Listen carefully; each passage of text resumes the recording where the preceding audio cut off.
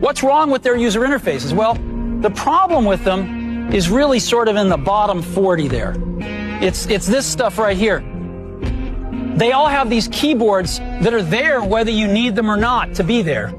And they all have these control buttons that are fixed in plastic and are the same for every application. Well, every application wants a slightly different user interface, a slightly optimized set of buttons just for it. And what happens if you think of a great idea 6 months from now? You can't run around and add a button to these things. They're already shipped. So what do?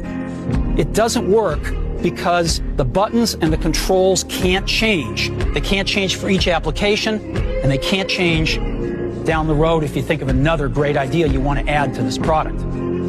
Well, how do you solve this? It turns out we have solved it. We solved it in computers 20 years ago.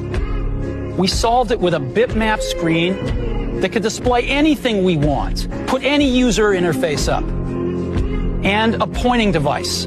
We solved it with the mouse, right?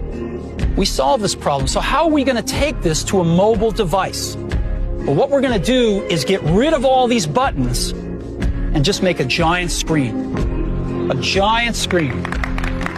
Now, how are we going to communicate this? We don't want to carry around a mouse, right? So what are we going to do? Oh, a stylus, right? We're going to use a stylus. No.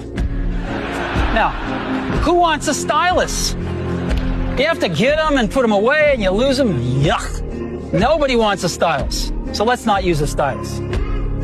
We're going to use the best pointing device in the world. We're going to use a pointing device that we're all born with. We're born with 10 of them. We're going to use our fingers. We're going to touch this with our fingers. And we have invented a new technology called multi-touch, which is phenomenal.